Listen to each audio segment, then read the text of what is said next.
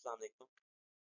This video is the introduction for the series 1 of the web development.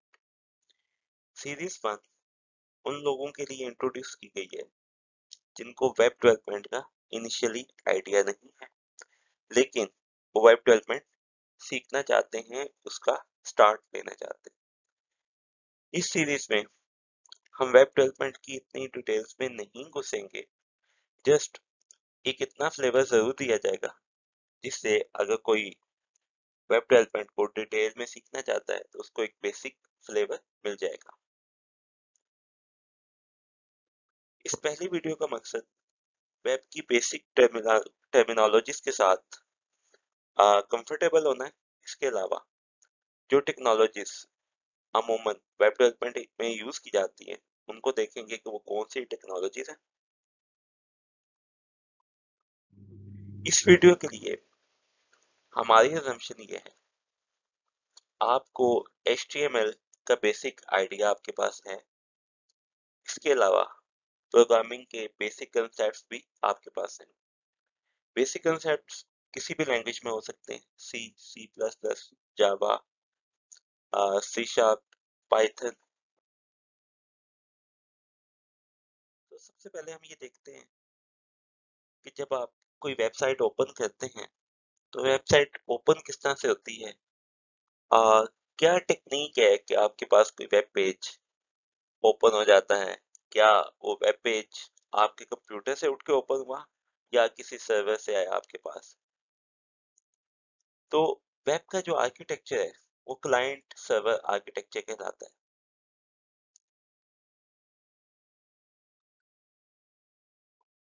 Client server architecture है एक central server या computer यहाँ पे मौजूद होता है। Server is a computer, multiple लोग इससे बात करना चाहते हैं।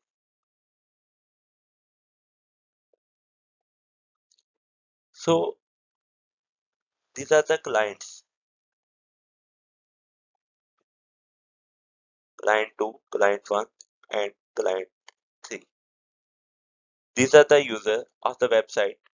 So इस सर्वर के ऊपर एक वेबसाइट होस्ट हुई है। होस्ट होने का मतलब ये है कि जब इस सर्वर को कहेंगे कि हमने एक वेबसाइट ओपन करनी है तो ये हमें एक पर्टिकुलर वेबसाइट abc.com ओपन कर देगा।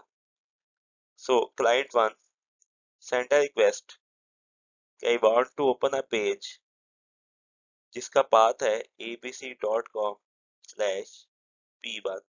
पेज 1 और सर्वर उसको एक HTML पेज रिटर्न कर देगा। सो सर्वर का जो रिस्पॉन्स होगा that will be an HTML page और वो HTML पेज आपके ब्राउजर में आके ओपन हो जाता है। उस HTML पेज के साथ CSS और जावास्क्रिप्ट का कोड भी आपके कंप्यूटर में डाउनलोड किया जाता है या ब्राउजर उसको डाउनलोड करता है और जावास्क्रिप्ट के अंदर जितना भी लिखा हुआ कोड है वो क्लाइंट 1 के ऊपर ही एग्जीक्यूट होता है। अब सवाल ये है कि सर्वर यहाँ पे क्या करता है। कई ऐसी रिक्वेस्ट होती हैं जो बैकएंड पे हैंडल करनी होती है, इसको हम बैकएंड भी कहते हैं और क्लाइंट 1 को फ्रंट एंड भी कहा जाता है। क्लाइंट साइड पे सिर्फ वो चीजें शो की जाती हैं या उनका कोड एग्जीक्यूट किया जाता है। लेट्स से जावास्क्रिप्ट के अंदर आपने कोई इवेंट लगाया, किसी बटन क्लिक के ऊपर कुछ चीज वैलिडेट करनी है। वैलिडेट से मुराद ये है कि एक टेक्स्ट बॉक्स में एक इनपुट लिखी है, उसको वैलिडेट करना है। उसकी वैलिडेशन कई दफा हम क्लाइंट साइड पे लगा देते हैं, कई दफा सर्वर साइड पे भी लगी होती है ये वैलिडेशन। तो सर्वर को क्लाइंट सबसे पहले रिक्वेस्ट भेजता है। अगर क्लाइंट सर्वर को रिक्वेस्ट नहीं भेजता तो सर्वर ऑटोमेटिकली आपके ब्राउजर में कोई पेज ओपन नहीं करेगा। ठीक है, तो आप जब तक सर्वर को रिक्वेस्ट नहीं भेजेंगे कि मुझे ये वाला डॉक्यूमेंट चाहिए, पेज को अमूमन हम डॉक्यूमेंट भी कहते हैं, तो तब तक आपको कोई रिस्पॉन्स नहीं आएगा। इसी तरह से क्लाइंट 2 भी इसको रिक्वेस्ट भेज सकता है और इसको भी कोई ना कोई रिस्पॉन्स रिसीव होगा। ओके, तो ये जो क्लाइंट्स हैं आपस में इनकी कोई कम्युनिकेशन नहीं। ये कोई भी कम्युनिकेशन नहीं करेंगे। अगर हम चाहते हैं कि क्लाइंट वन के पास कुछ डाटा है, वो क्लाइंट टू व्यू करना चाहता है, तो ये डायरेक्ट कम्युनिकेशन नहीं हो सकती। ये कैसे आएगी? ये सर्वर के थ्रू पहले रिक्वेस्ट भेजेंगे और इसको रिस्पॉन्स आएगा कि ठीक है मैंने आपका डाटा सेव कर लिया, और बाद में क्लाइंट टू कहेगा कि जो डाटा आपके पास सेव है वो मुझे दे दो, मैं उसको देखना चाहता हूँ। क्लाइंट वन को ऐसा कोई नॉलेज नहीं है कि क्लाइंट टू भी वेबसाइट को ओपन करके बैठा हुआ है। सो जितनी भी वेब साइट्स हमारे ब्राउजर में ओपन होती हैं, बगैर रिक्वेस्ट के वेबसाइट या वेब पेज या डाटा सर्वर से नहीं आएगा। सो ये जो रिक्वेस्ट आप सर्वर को भेजते हैं, ये किसी पेज की भी हो सकती है। हम कह सकते हैं कि I need a page, HTML page, I need an image file, CSS file, JavaScript file. I can ask for the data, which can be in the form of text file or any other format. So आप server से किसी भी चीज की request कर सकते हैं, किसी भी टाइप के डॉक्यूमेंट की, किसी भी तरह के डाटा की रिक्वेस्ट कर सकते हैं। ठीक है? और ये जितनी भी कम्युनिकेशन है, ये किसी प्रोटोकॉल के तहत हो रही है। So what is the protocol? Protocol एक कम्युनिकेशन मीडियम है। कम्युनिकेशन मीडियम क्या होता है? अगर हम दो फ्रेंड्स आपस में बात करेंगे and we are frank enough, लेकिन अगर यही बात हम किसी टीचर से करेंगे, पेरेंट से करेंगे, हमारा बात करने का अंदाज डिफरेंट होगा। सो जब भी दो एंटिटीज कम्युनिकेट करती हैं, उनके दरमियान कम्युनिकेशन प्रोटोकॉल होता है। जो HTTP प्रोटोकॉल है वो यूजुअली हम यहाँ पे यूज करते हैं, इसकी डिटेल्स हम बाद में देखेंगे। इसके अलावा HTTPS प्रोटोकॉल भी यूज किया जाता है। फाइल्स ट्रांसफर के लिए समटाइम्स FTP प्रोटोकॉल यूज किया जाता है। तो इस तरह से मल्टीपल प्रोटोकॉल्स है जो यहाँ पे यूज किए जाते हैं, और उस प्रोटोकॉल के तहत यहाँ पे कम्युनिकेशन होती है। पहले हमने ये देखा कि जो वेब का आर्किटेक्चर है, that is based on client server architecture. अब इसको किसी और अंदाज में देखते हैं कि यह आर्किटेक्चर किसी और तरीके से कैसे प्रेजेंट किया जा सकता है। सो क्लाइंट साइड पे जो चीजें हैं, हम उनको फ्रंट एंड भी कहते हैं। सर्वर साइड पे जो चीजें इंप्लीमेंट की गई हैं, उनको हम बैक एंड भी कहते हैं। तो यहाँ पे अब हम सिंगल क्लाइंट की बात करने लगे, जिसको हमने कह दिया है कि वहां पे जो ब्राउजर में चीजें ओपन होंगी, these are known as front end. So front end के अंदर क्या क्या चीजें होती हैं, क्या टेक्नोलॉजीज है, कौन सी लैंग्वेजेस है जो हमें सीखनी चाहिए? HTML। HTML क्यों यूज होता है, इसको आगे जाके डिस्कस करते हैं। CSS, JavaScript. बैकएंड पे कोई लैंग्वेज हो सकती है, C#, PHP, जावा, C++, पाइथन। तो हम कोई भी बैकएंड के लिए लैंग्वेज यूज कर सकते हैं। Java is different from JavaScript. So ये दोनों एंटिटीज आपस में कम्युनिकेट करती हैं। फ्रंट एंड बैकएंड को रिक्वेस्ट भेजता है, बैकएंड वापस इसको रिस्पॉन्स भेजता है।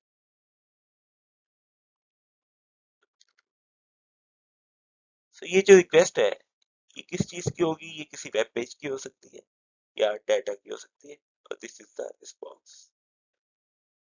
तो हमने कहा कि ये कम्युनिकेशन एक प्रोटोकॉल के तहत होगी। जो हमारे केस में HTTP प्रोटोकॉल को हम डिस्कस करेंगे। इसके अलावा वेब डेवलपमेंट के अंदर मल्टीपल आर्किटेक्चर डिस्कस किए जा सकते हैं, जो क्लाइंट सर्वर आर्किटेक्चर को एज अ पार्ट यूज करते हैं। कम्युनिकेशन तो क्लाइंट सर्वर आर्किटेक्चर के तहत होगी, लेकिन इसके अलावा आर्किटेक्चर के अंदर कुछ हम ऐसी चीजें ऐड करते हैं जो डेवलपमेंट के ऊपर इन्फ्लुएंस करते हैं। सो यहाँ पे जो हम कम्युनिकेशन करेंगे that will be in terms of web services। Web services क्या होती हैं? अभी के लिए आप ये समझ लें कि web services are the functions जो फ्रंट एंड बैक एंड से कॉल कर सकता है। सो बैक एंड में कोई फंक्शन है जो फ्रंट एंड ने कॉल करने हैं और उनसे कोई ना कोई रिजल्ट या रिस्पॉन्स लेके आना है। सो यहाँ पे communication HTTP protocol plus web services की शक्ल में हो रही है। इस तरह के आर्किटेक्चर को सर्विसेज ओरिएंटेड आर्किटेक्चर कहा जाता है।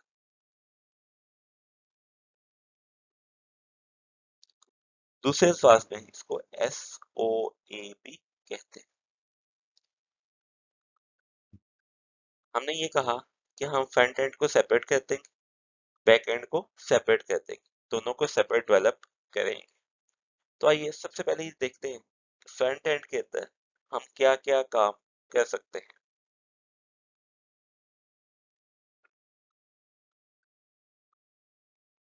तो फ्रंट एंड के अंदर हमने डिस्कस किया था कि उसमें HTML है, CSS है और जावास्क्रिप्ट है।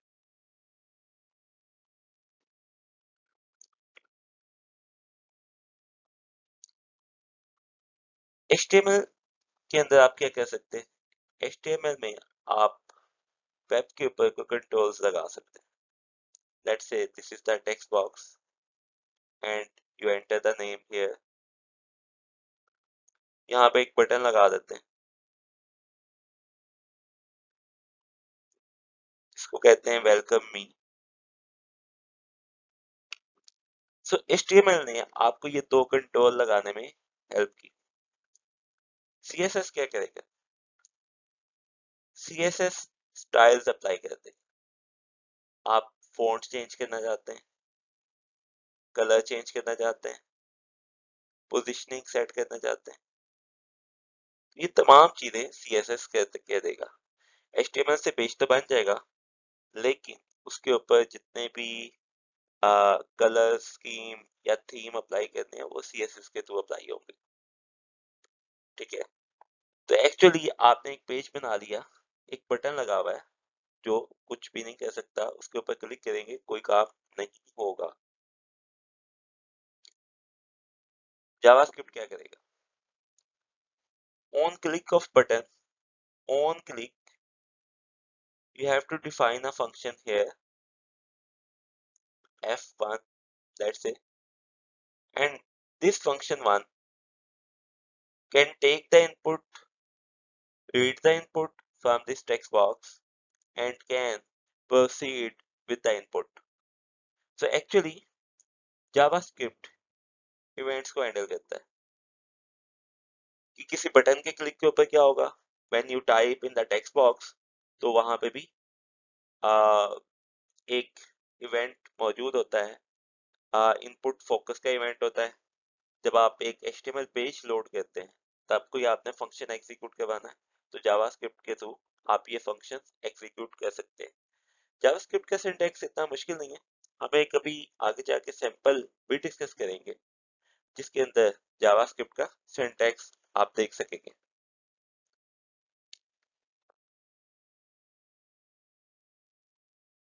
माय क्वेश्चन इज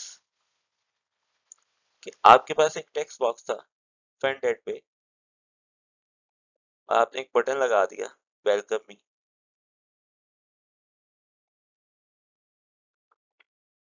जब आपने ये बटन लगा दिया और जावास्क्रिप्ट के अंदर इवेंट भी आपने लगा लिया है जिसके थ्रू आप एक फंक्शन लिख सकते हैं f1 और इस फंक्शन के अंदर on button click, read input from text box,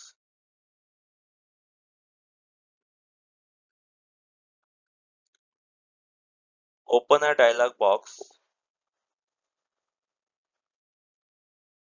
do some processing, do some mathematical calculations, computations, and you can perform string manipulation, you can do everything.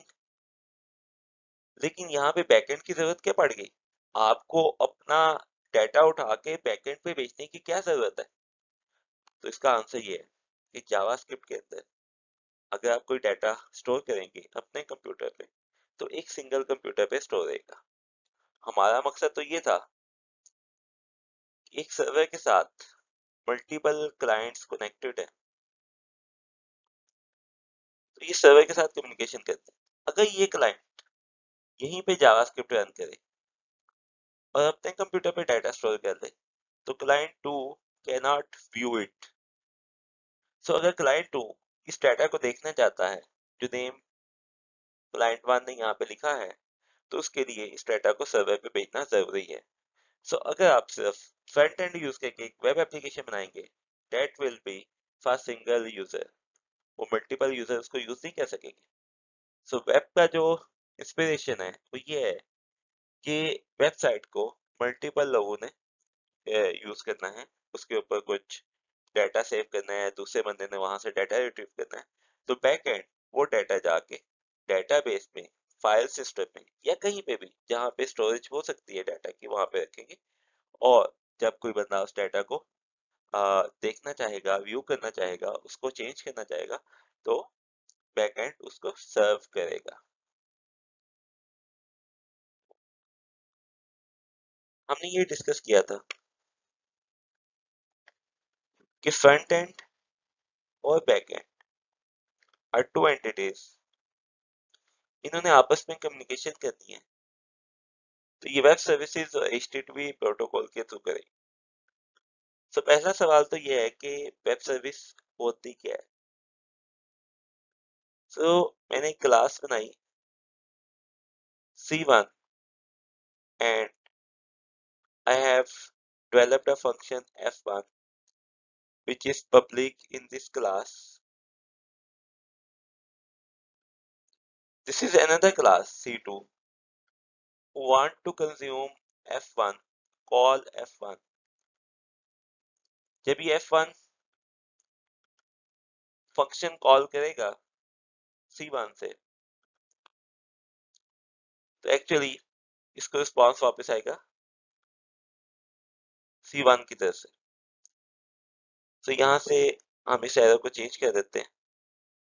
C2 will call a function from F1 and F1 will return a response to C2. So C2 ने request की कि I want to call function F1 and this is the response. जब ये function उसने call किया तो there were some arguments जो argument request के साथ सेंड किए गए थे, रिस्पॉन्स में कोई रिटर्न टाइप मौजूद होगी। इसी तरह से जब आप वेब के अंदर बात करते हैं, तो क्लाइंट सर्वर से रिक्वेस्ट करता है कि I want to call a function.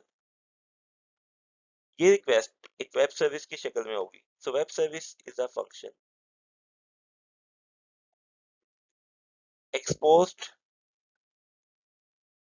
by backend and consumed by frontend। अब सवाल ये है कि जो आर्गुमेंट्स जाएंगे वो किस डाटा टाइप पे जाएंगे। तो ऑब्वियसली हम यहाँ पे कुछ डाटा फॉर्मेट यूज करते हैं जिसमें डाटा हम बैकएंड से फ्रंट एंड या फ्रंट एंड से बैकएंड की तरफ भेजते हैं। These data formats are XML and JSON, जिन्हें हम आगे जाके डिस्कस करेंगे नेक्स्ट वीडियो में, जब वेब डेवलपमेंट के अंदर बैकएंड को ज्यादा डिटेल में समझने की कोशिश करेंगे। इन फॉर्मेट्स की सूरत में डाटा एक जगह से दूसरी जगह जा रहा होता है।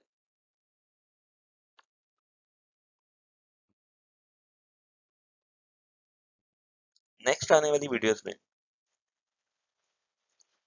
हम किसी एक यूज केस को डिस्कस करेंगे, तो यूज केस का कर्ड ऑपरेशन डिस्कस करेंगे। When you want to explore any language, तो आपको ये देखना चाहिए कि उसमें CRUD ऑपरेशन कैसे इम्प्लीमेंट होता है। तो CRUD ऑपरेशन होता क्या है? You want to add an entity. Let's say you want to add student. The CRUD operation of the student. You want to edit student. Search student. View list of students.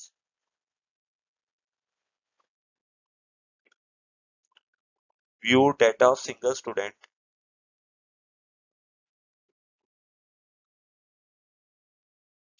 And delete student.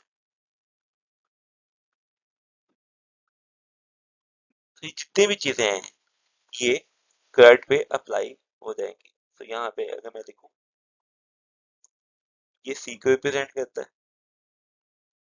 ये U को represent करता है, ये R को represent करता है और ये D को रिप्रेजेंट करता है। मैं ये कहता हूँ कि जितने भी आपको यूज केसेस इंप्लीमेंट करते हैं वो CRUD की एक शक्ल है। For example, you want to register a user, उसको दूसरे अल्फाज में CRUD में आप ये कहेंगे क्रिएट यूजर।